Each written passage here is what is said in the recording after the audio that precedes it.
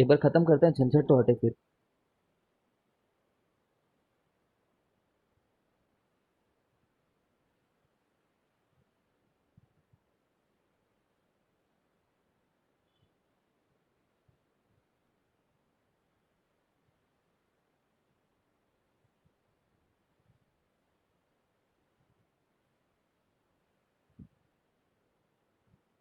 इनको देखता हूँ।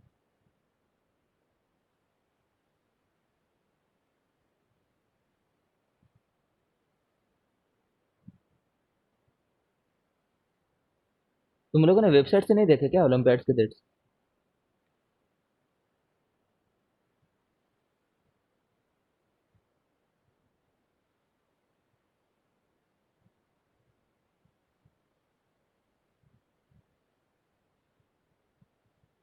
नवंबर में दिखा रहा है ये। ओ, दिसंबर में दिखा रहा है ये।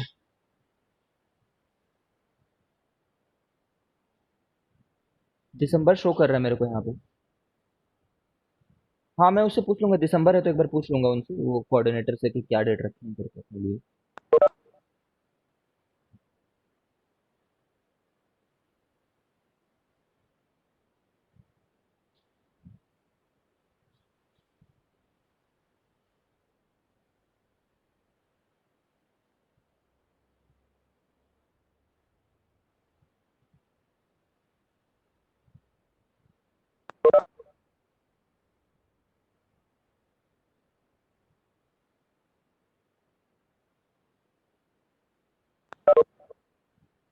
देखो, केमिस्ट्री में ना बहुत छोटा सा पोर्शन बचा है, तो एक बार खत्म करते हैं।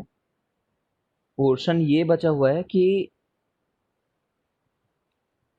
इसका जो आउटर मोस्ट शेल होता है ना, what is the advantage of arranging it in this method is, one of the advantage is this, कि इसमें outer most shell n equal to 1 होता है, इसमें outer most shell n equal to 2 होता है, ठीक है, n इक्वल टू 3 होता है, एंड सो ऑन। तो ये कैसे डिसाइड होता है कि n equal to 1, n equal to 2, n equal to 3, n equal to 4, n equal to 5 होगा? इसको जानने के लिए अभी हम लोग एक बार ना,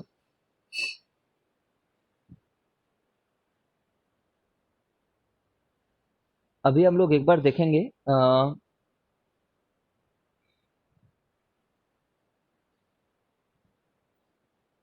कैसे इनको भरते हैं करके। ठीक है, इसी को तुम लोग पहले के, एल, एम, एन, इस तरीके से वो आगे बढ़ते जाओ, इस तरीके से बोला करते थे शेल को। ठीक है, now one thing you must understand, कि अभी जो पढ़ने वाला हूँ मैं, पढ़ाने वाला हूँ 2 मिनट के लिए, ये सिर्फ हमारे अंडरस्टैंडिंग पर्पज के लिए है, ये बिल्कुल भी हमारे 10th क्लास में नहीं है।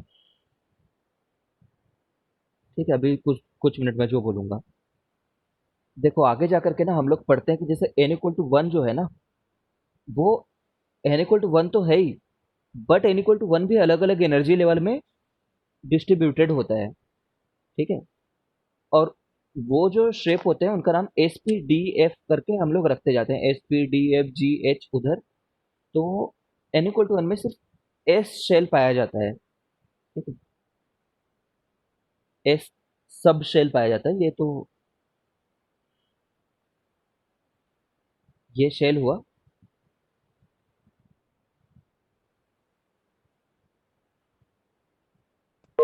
ये सब शेल हुआ।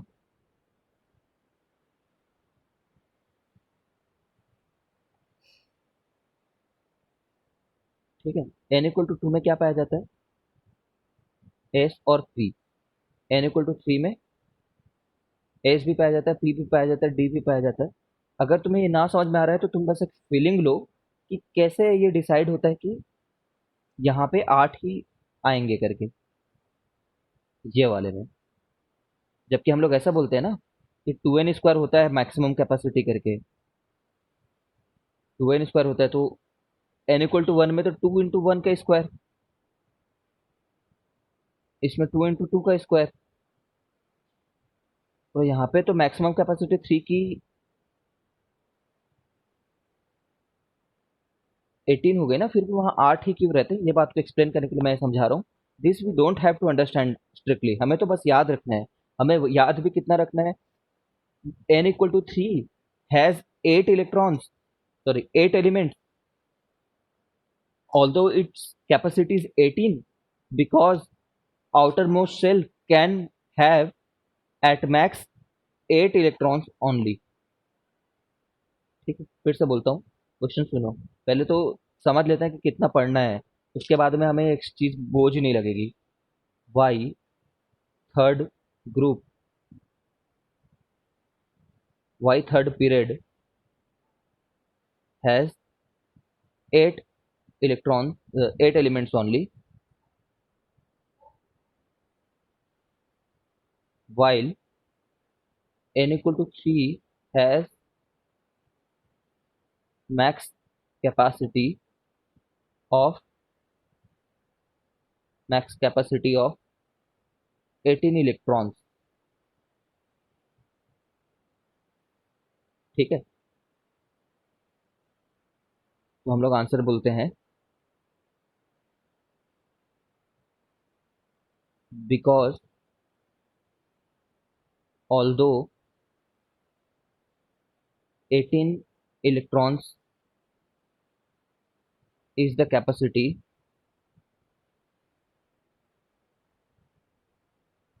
for n equal to 3, but outermost shell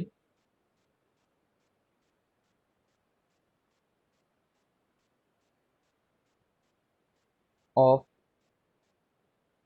but our outermost shell can have, यही लिखा है एनसीईआरटी में, इतना ही आंसर देना है एट मैक्स, इतना इंपॉर्टेंट क्वेश्चन भी नहीं है। और can have at max 8 electrons, octet rule fill up करने के लिए। ठीक है, ये बहुत कंफ्यूजिंग लग रहा होगा, तो 2 मिनट इसी सबकी फीलिंग लो, फिर तुम्हें ऑटोमेटिकली समझ में आ जाएगा। एन इक्वल टू 4 में 4 सेल पाए जाते हैं, s p d f. N equal to 5 में एस पी डी एफ। वैसे अब लिखना चाहो तो जी लिख सकते हो, बट जी तक जाने की कभी जरूरत नहीं पड़ी है।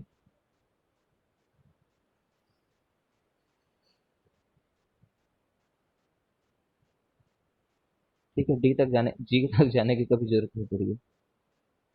ठीक है, तो बस ऐसे टाइम पास कर रहे हैं, इधर मस्ती कर रहे हैं, समझो इस तरीके से।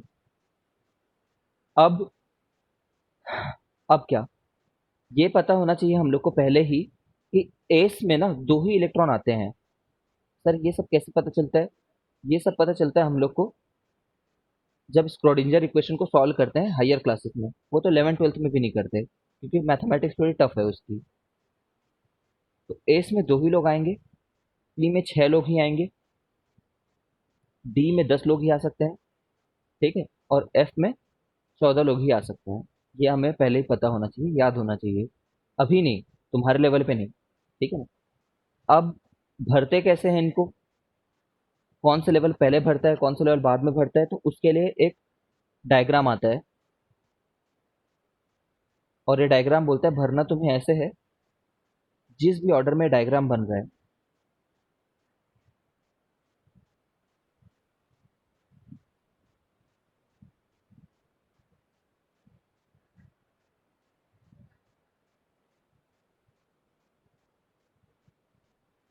पैरेलल तुम्हें ऐसे लाइंस काटनी है, और जिस भी ऑर्डर में लाइन ये नंबर्स कट रहे हैं उसी ऑर्डर में भरना है।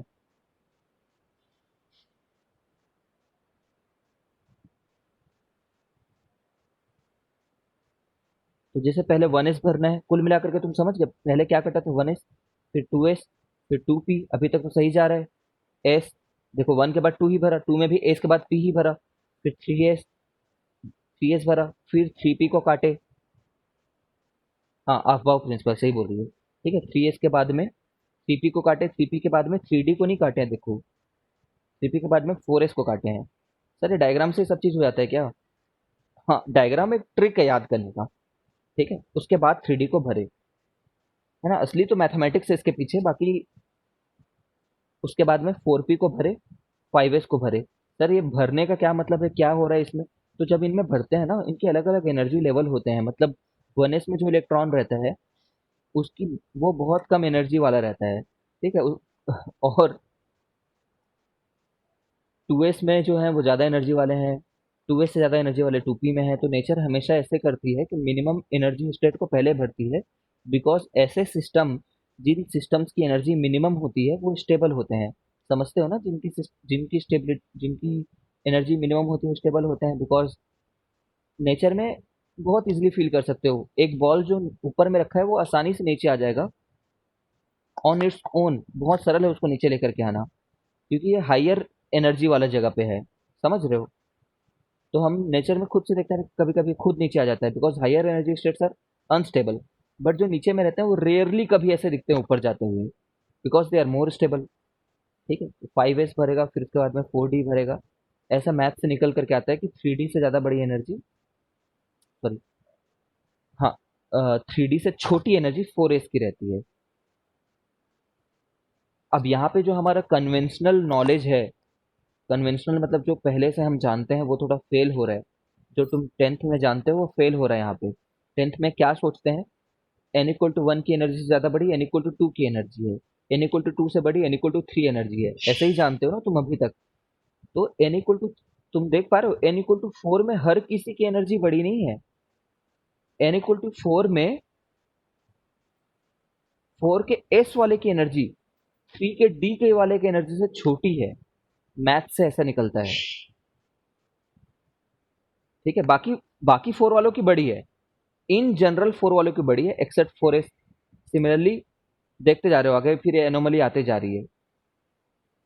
ये 5s की छोटी एनर्जी है, जबकि हम वैसे क्या बोलते हैं, 5 में सबकी एनर्जी ज्यादा है। तो पहले ये नहीं पता था, ये बात किसको नहीं पता थी अभी तक जो मैं बता रहा हूँ? Who did not know all this things which I am telling you right now? Bore did not know all this things. Bore को नहीं पता था। बोर को लगता था n इक्वल टू 2 है मतलब n इक्वल टू 2 है, उसको ये नहीं पता था n इक्वल टू 2 के अंदर में 2s और 2p अलग अलग हैं। n इक्वल टू 3 उसको n इक्वल टू 3 लगता था, बट बाद में जाकर पता चला कि भाई अलग ही दुनिया है, sp d है। ठीक है, 3 में भी। तो हम बोर से आगे बढ़ चुके हैं अभी, और बोर के बाद में ही मतलब पूरा मॉडर्न पीरियोडिक टेबल अपना फॉर्म लिया है ना। इससे क्या करते हैं, इस इलेक्ट्रॉन कैसे भरा हुआ है ये देखते हैं, इससे पता चलता है पीरियोडिक टेबल ऐसा क्यों है जैसा वो है। बता रहा हूँ, जैसे कि देखो करते क्या है, बता रहा हूँ अभी तो, बताए नहीं करते क्या है। तो अब देखो, जैसे कि अपन अगर देखें कि क्लोरीन में 17 वो हैं,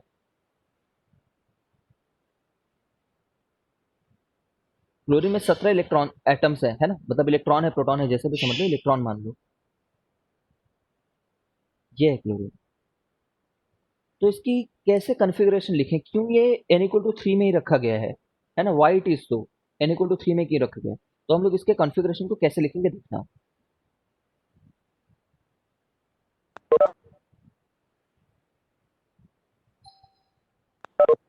देखो,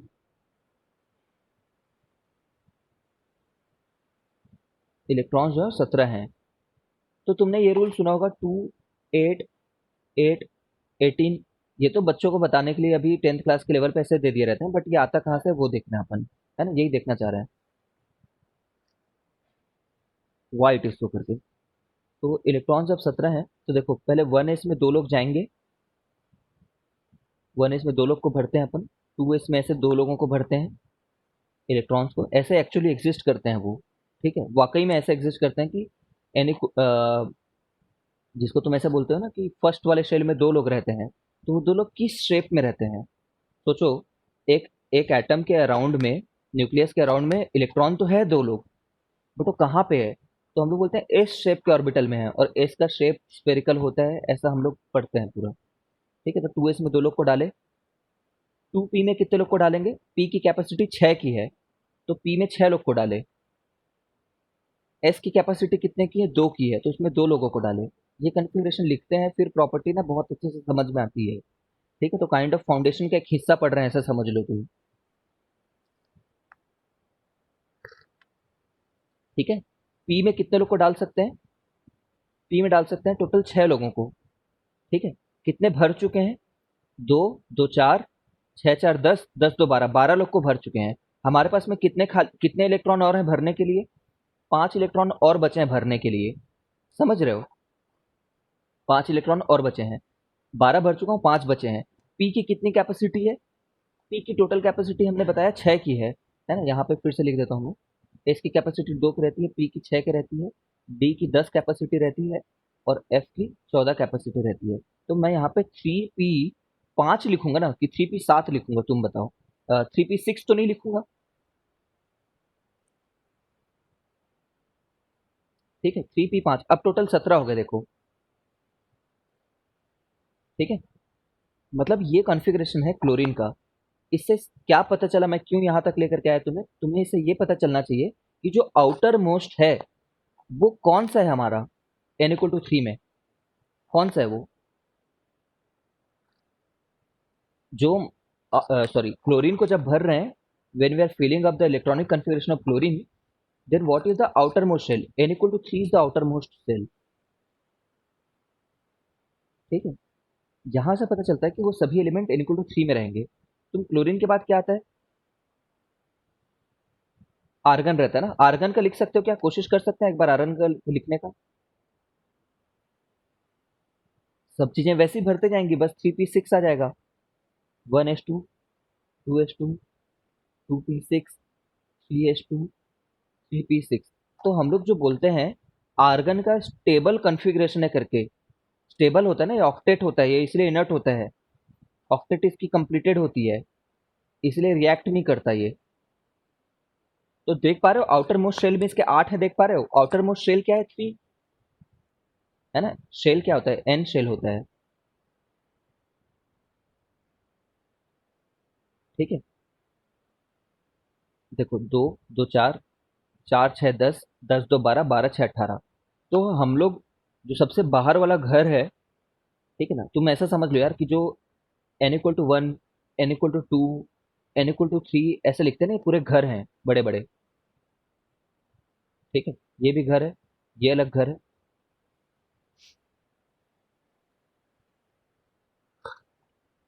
हर एक घर के अंदर में कितने कमरे हैं ये देखना है हम लोग को। तो n=2 में ना दो प्रकार के कमरे हैं, एक एस प्रकार का, एक पी प्रकार का है। n=3 में तीन प्रकार के कमरे हैं। एस ऐसा कमरा है जो छोटा सा स्मॉल कमरा है, पी मीडियम कमरा है, डी बड़ा कमरा है। तो यहाँ पे जब हम लोगों को डालते गए, 18 लोगों को पुट करना था, तो 3p6 तक आया। और हम देख पा रहे हैं कि जो सबसे आउटर मोस्ट घर है वो 3 वाला है। ठीक है, तो यहाँ पे 8 लोग हैं, ऐसे आउट काउंट होते हैं वो। तो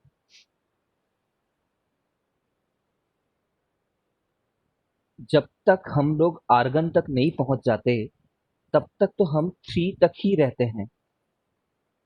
तुम मेरे को लॉजिकली ये बताओ कि आर्गन के बाद क्या आता है? 19 किसका होता है ये बताओ मेरे को। किसका एटॉमिक नंबर 19 है? पोटेशियम का, है ना? करेक्ट। अब सोचो, क्या पोटेशियम थर्ड पीरियड में हो सकता था?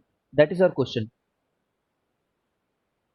ठीक है, क्या पोटेशियम हो सकता था उसमें? नहीं ना, क्योंकि देखो पोटेशियम का अगर मैं लिखूंगा ना, तो 1s2 लिखेंगे, 2s2 लिखेंगे, 2p6 लिखेंगे, 3s2 लिखेंगे। 3p वाले घर में 6 लोग भर दिए मैंने। 3p में 6 से ज्यादा आ सकता है क्या? 3p में क्या 6 से ज्यादा आ सकता है? नहीं, वो भर गया पूरा। और 3p के बाद किसको भरना है मेरे को? 3p के बाद में, इस डायग्राम से मेरे को पता है 3p के बाद में 3d नहीं भरेगा। Nature will not fill up 3d, 3d वाला कमरा नहीं भरेगी। हाँ एग्जैक्टली, गुड मानिया, है ना? 3p ना भर, 3p के बाद में सीधा 4s भरता है एनर्जी के हिसाब से। तो अगला जो पोटेशियम के लिखा है उसमें तो 4s1 लिख दिया ना मैंने इसके आगे। मतलब आउटर मोस्ट शेल क्या हो गया पोटेशियम के लिए, ये बताओ। What is the outer most shell for potassium? Fourth हुआ ना, फोर्थ शेल जो है वो आउटर मोस्ट शेल हुआ। ठीक है, तो पोटेशियम को तो फोर्थ ग्रुप में जाना ही था, फोर्थ पीरियड में, सॉरी। पोटेशियम की कॉन्फ़िगरेशन जो आज हम समझते हैं वो फोर्थ में जाना ही था, इसीलिए आर्गन के जस्ट नीचे वाले पीरियड से चालू हुआ, उसके बगल वाले से नहीं चालू हुआ वो, तो नीचे में डालना ही था लॉजिकली। अब सोचो, 20 होता है कैल्शियम का, है ना? 20 कैल्शियम का होता है। तो तुम देखना, सिखाने के लिए मैं तुम्हें सिखा रहा हूँ, अगर ना समझो तो बताना। कैल्शियम को ना ऐसे लिखूंगा मैं, देखना। तुम जानते भी हो इस नोटेशन को, या तो मैं पूरा इतना लिखूं, या तो मैं पूरा इतना लिखूं, फिर यहाँ पे 4s2 लिखूं, या तो मैं इसी चीज को ऐसे भी डिनोट करता हूँ कि ये आर्गन जितना था उतना दूर तक है, ये आर्गन का है ना, फिर 4s2। ये डिनोट करने का तरीका है, मतलब इतना पूरा लिखने के बजाय आर्गन का जो था +4s2। ठीक है, तो कैल्शियम भी उसी में रहा। ठीक है, फोर्थ वाले में ही रहा। अब देखना, अब यहाँ पे थोड़ा इंटरेस्टिंग बात है, कैल्शियम के बाद क्या आता है जानते हो क्या? 21 किसका होता है?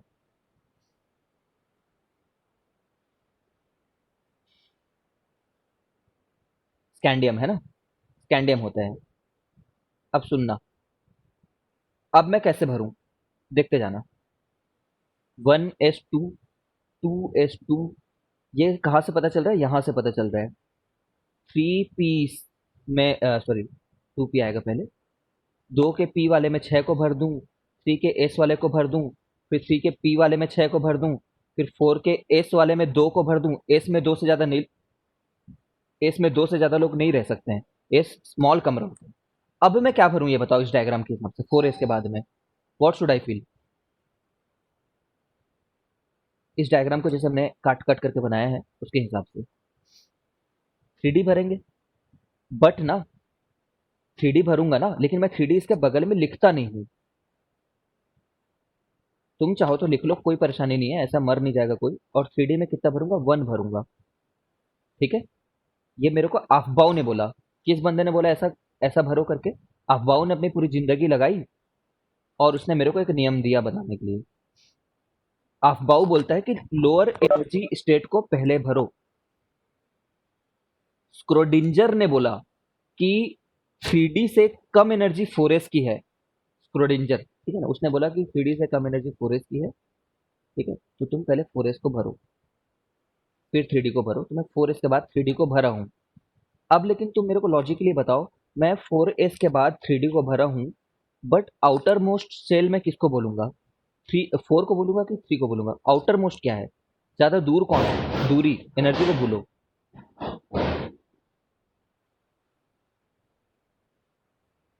आउटर मोस्ट जो है, नहीं नहीं, आउटर मोस्ट शेल, शेल के बारे में बात करूँ। फोर्थ हुआ ना शेल, तो आउटर मोस्ट अभी भी इस वाले केस में भी आउटर मोस्ट शेल जो सबसे दूर है हमसे। एनर्जी वाइज भले ही वो कम था इसलिए पहले भर दिया उसको, लेकिन दूरी तो 4 की ज्यादा है ना। वाकई में ऑन एन एवरेज ऐसे ही है, ऑन एन एवरेज, मतलब रफ फिगर है ये।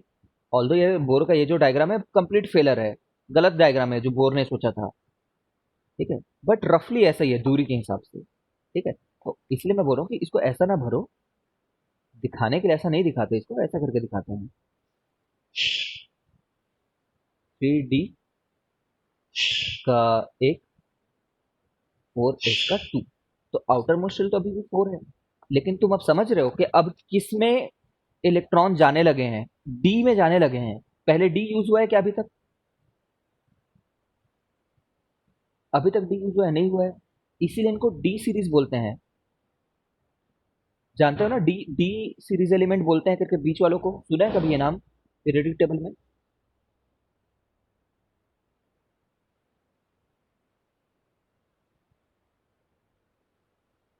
इसमें सुनो गधे लोगों के।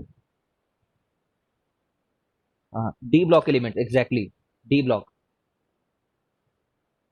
डी ब्लॉक एलिमेंट क्यों डी ब्लॉक बोल रहे हैं अब तुम बहुत आसानी से बता दोगे। आखिरी वाला किस में गया है? देखो, इसको मैं फोर्थ क्यों बोल रहा हूँ? Why it is fourth period? Because outer most is fourth में गया है। आउटर मोस्ट ना, आउटर मोस्ट फोर्थ में गया है। ठीक है, इसलिए n = 4 बोलूंगा। बट डी क्यों बोलूंगा?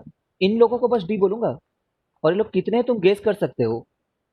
डी में 10 लोग मैक्सिमम आ सकते थे बोला था मैंने, है ना। एस में 2 लोग, पी में 6 लोग, डी में 10 लोग आ सकते हैं बोला था मैंने। एफ में कितने लोग आएंगे? 14 लोग। तो देखो ये लोग 10 हैं, 21 से लेकर के 30 तक। ठीक है, ये जो था, ये क्या था आखिरी में इसका? 3D1 4s2 था आखिरी में। तुम लॉजिकली बता सकते हो इसका क्या लिखूंगा मैं? 4s तो पहले भर गया था 2, उसके बाद में 3D में 2 आया ये।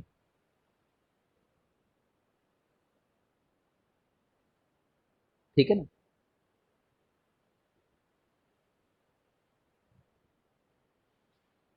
इनको डी इसलिए बोलते हैं बिकॉज इन्हीं में पहली बार डी भरना शुरू होता है, इन्हीं में डी होता है पहली बार। ठीक है, इसलिए इनको डी सीरीज बोलते हैं। इनके आखिरी जो भराते हैं, लास्ट में जो फील करते हैं जिनको, लास्ट में, वो डी रहते हैं। वो सबसे दूर नहीं रहते हैं। सबसे आउटर मोस्ट जो है वो तो है n इक्वल टू 4, इस वाले के लिए।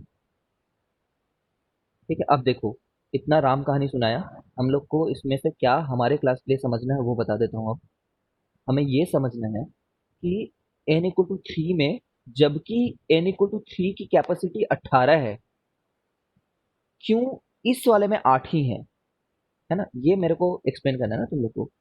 सर ये पहली बात, ये 18 कहाँ से आया? तो पहले बात दो तरीके के फॉर्मूले से आया। 2 इंटू 3 के स्क्वायर से 18 आया, या तो मैं ऐसा बोलता हूँ कि n इक्वल टू 3 में कौन तीन लोग हो सकते हैं? कौन तीन लोग हो सकते हैं? एस, पी और डी तीन प्रकार के छोटे छोटे कमरे हो सकते हैं। एस में 2 लोग रह सकते हैं, पी में 6 लोग रह सकते हैं, और डी में 10 लोग रह सकते हैं। कितना आ रहा है सम इनका? 18। ठीक है, अब सोचो, n इक्वल टू 3 की जो कैपेसिटी है वो तो 18 की है, बट जब हम आर्गन तक आए थे, जब तक हम आर्गन तक आए थे, ठीक है, तब तक तो डी को भरना शुरू नहीं किया था ना हमने। डी तो आर्गन के बाद इस वाले में पहले बार चालू हो रहा है।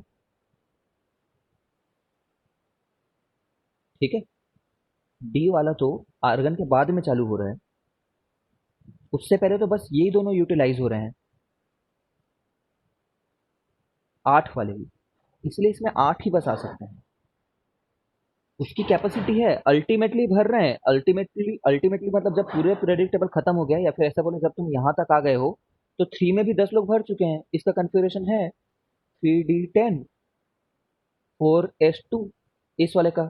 तो 3D में फाइनली भर गए 18 लोग। बट जब तक हम लोग आर्गन को भरते हैं ना, तब तक सिर्फ यहाँ तक ही पहुंचे होते हैं।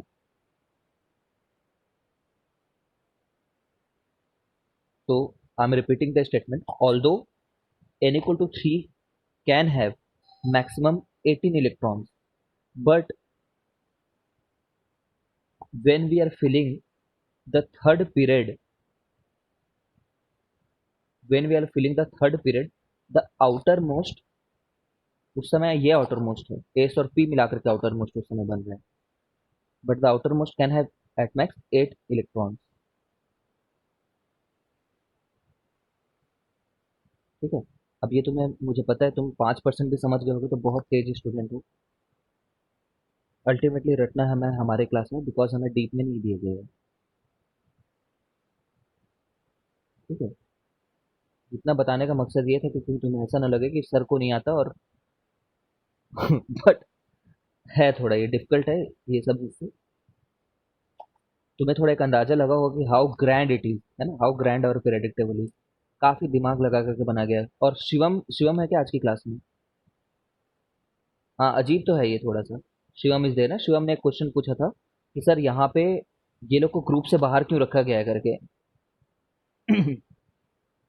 तो वाकई तुम्हें सुन करके हैरानी होगी कि इन लोग को ग्रुप से बाहर इसलिए रखा गया है ताकि ग्रुप का शेप मत बिगड़ जाए। ठीक है, मेकअप मत खराब हो जाए भाई इसका। ये लोग कौन है मालूम है? ये लोग एफ सीरीज हैं, एफ वाले हैं। जैसे इनके आखिरी में क्या जा रहा है? डी जा रहा है ना, इनके सबके आखिरी में एफ जा रहा है। एफ वाले लोग इसमें आते हैं। इनके लास्ट इलेक्ट्रॉन जो भरते हैं वो एफ में रहता है।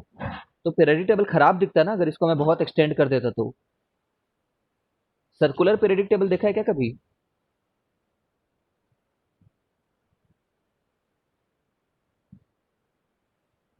कभी देखे हो?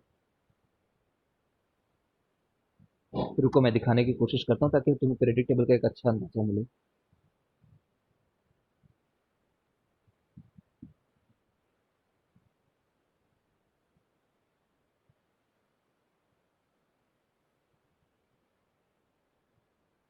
यह लास्ट टाइम तक तो चेक किया था, दोपहर तक तो तू नहीं आया था। आगे बता रही हो क्या?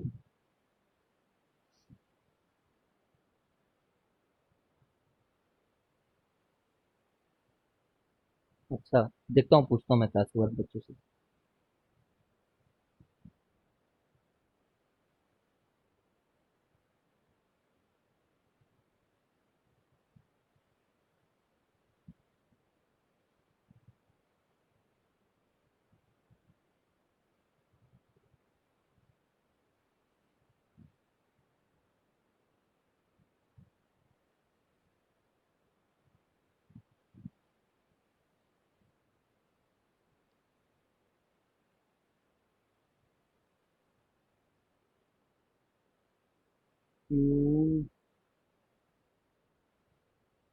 ये दिख रहा है क्या तुम्हें स्क्रीन, जो मैं अभी यहाँ पे सर्च रिजल्ट लाया हूँ?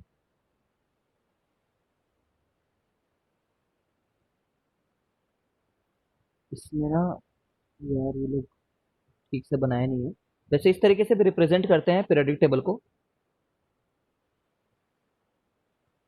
बट बता रहा हूँ तुमको, जो चीज़ मैं दिखाना चाह रहा हूँ वो दिख नहीं रहा है यहाँ पे।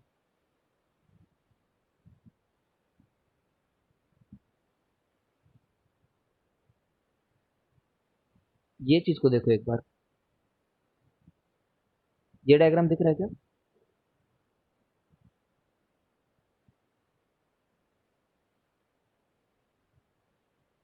ये जो डायग्राम है ना, यही हमारे पीरियोडिक टेबल की लगभग असलियत है। ये जो बाहर में तुम्हें एक बाहर से निकला हुआ दिख रहा है ना,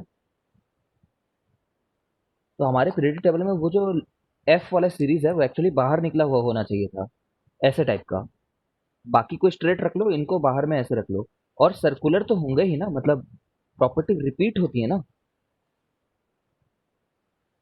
रिपीटिंग प्रॉपर्टीज को सर्कुलरली रिप्रेजेंट करने की कोशिश करते हैं बहुत सारे लोग, और it is a very beautiful representation.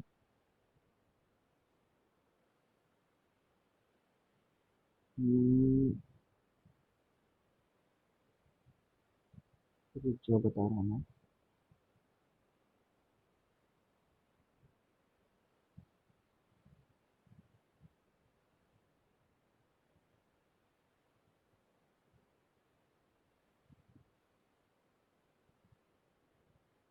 Same result दिखा रहा है।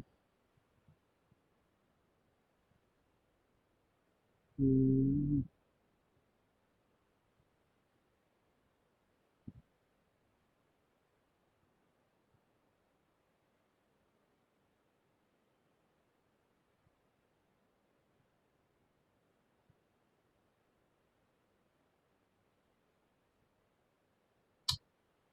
कोई बात नहीं, मतलब अभी तो तुम यही समझ लो कि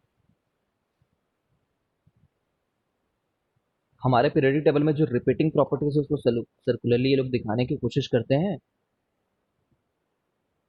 और उसमें लैंथेनॉइड जो होता है ना, अलग से एक बाहर निकला हुआ होता है। इट इज, ऐसा नहीं कि इसको नहीं जानेंगे तो गड़बड़ हो जाएगा। इट्स जस्ट कि हम्म, जैसे हीलियम के बाद में, समझो इसको अगर फोल्ड करो तो ये बाहर में एक और ऐसे निकला हुआ रहेगा, ये वाला पार्ट, ये वाला पार्ट भी है। तो तब वो पीरियोडिसिटी को और भी बहुत अच्छे से रिप्रेजेंट कर पाता है वो डायग्राम।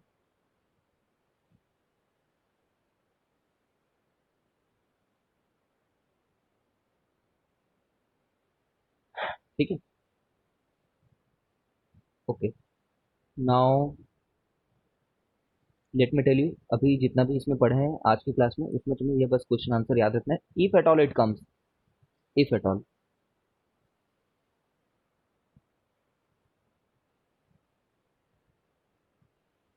मुश्किल है वैसे तो आए।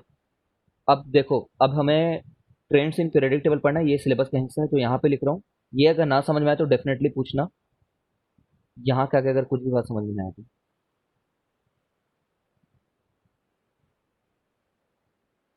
तुमने अभी अभी देखा कि जैसे हम लोग इसको भरे, आर्गन को, आर्गन कितना था, आर्गन का होता है 18। तो आर्गन कैसे भरा था, 288, ये आर्गन हुआ। और हम टोटल भरते कैसे हैं, 288, फिर अगले वाले में 18 आ सकते हैं, फिर उसके अगले वाले में 18 आ सकते हैं। तो जब हमने पोटाशियम को भरा, पोटाशियम जिसका 19 होता है, तो इसको कैसे लिखा? जिसका 19 है उसको 288 तो पूरा भर गया, फिर 1 लिखा हमने। समझ रहे हो? रुबिडियम का 37 है, इसको कैसे लिखेंगे? इस नोटेशन में तुम सोच सकते हो क्या? एक बार सोच करके देखो कैसे लिखें।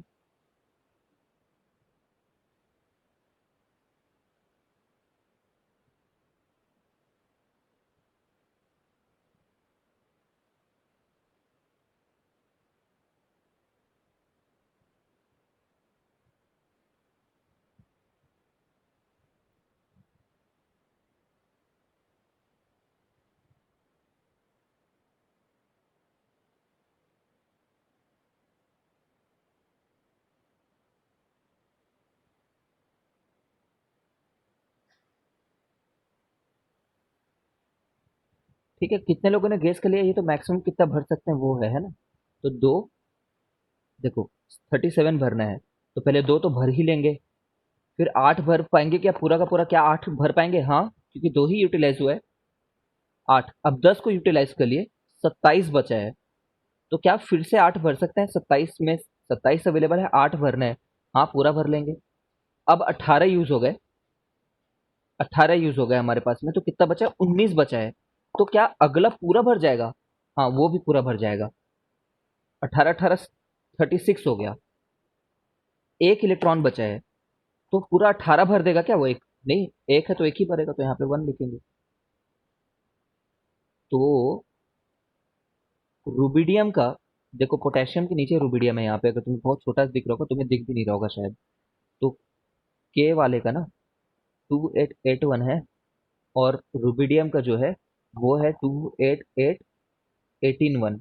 तो जैसे जैसे इसमें नीचे जाते जा रहे हैं हम लोग, है ना, as we move downwards along a group, किसी एक ग्रुप में, ग्रुप मतलब वर्टिकल चीज, 18 ग्रुप में याद रखो। As we move downwards along group, new shells are added.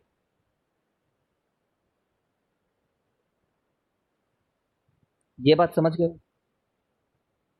As we move downwards along group, new shells are added. Therefore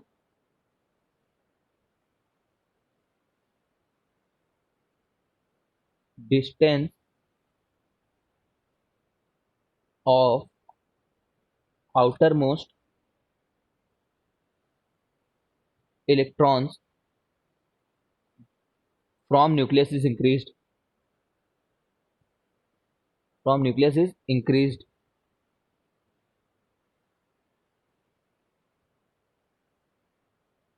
देखो, मुझे पता है तुम में से काफी लोग अभी कंफ्यूज हो रहे होगे, सर कभी कभी तो आप 2881 से बता दे रहे हो, 2818 से बता दे रहे हो, और कभी कभी बोल रहे हो कि अफबाउ प्रिंसिपल से देखना है जो एस पी डी एफ है।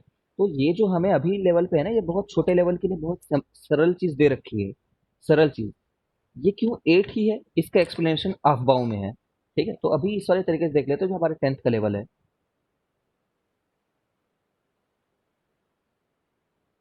As we move downwards along group, new shells are added. Therefore, distance of outermost electron from nucleus is increased. Therefore, atomic radius is increased. Atomic radius बढ़ रहा है मतलब क्या है? एटॉमिक साइज बढ़ रहा है।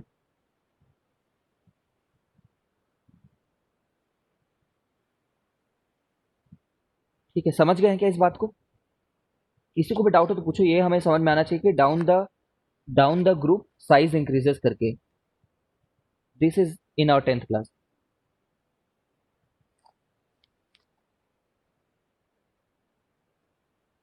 ठीक है, ओके। अच्छा, डाउन द ग्रुप में साइज तो बढ़ रहा है, ऐसा भी है क्या कि डाउन द ग्रुप मतलब नीचे जाना ग्रुप में, down the group number of protons also increase, ये बात ट्रू है कि फॉल्स है?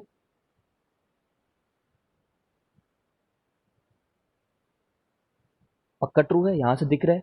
यहाँ पे तो बस कितने हैं यहाँ पे, 19 है, और यहाँ पे 37 है। तो पक्का प्रोटॉन, जितने प्रोटॉन होंगे उतने ही इलेक्ट्रॉन होंगे। ठीक है ना। तो down the group number of protons and electron also increases. ठीक है। देयर फोर, या फिर ऐसे बोले, सिंस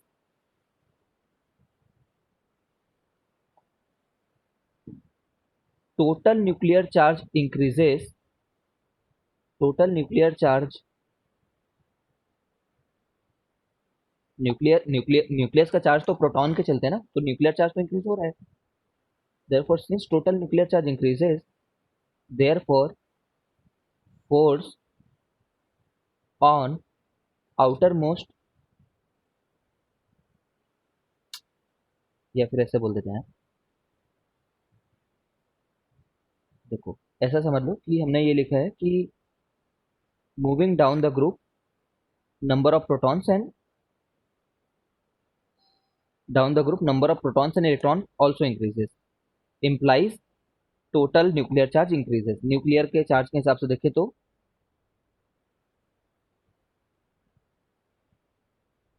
न्यूक्लियर के चार्ज के हिसाब से देखें तो बढ़ गया है। क्या लिखते हैं यार हरदीप ने?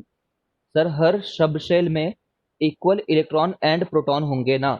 जो शेल है ना हरदीप, शेल में सिर्फ इलेक्ट्रॉन रहते हैं, शेल में प्रोटॉन नहीं रहते हैं।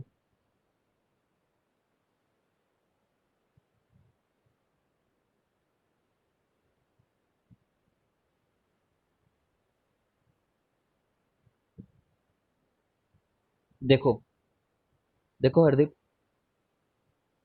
सभी लोग समझना है इसको। जैसे n इक्वल टू वन का डायग्राम मैं कैसे बनाऊंगा, n इक्वल टू वन का डायग्राम मैं बनाऊंगा ऐसे।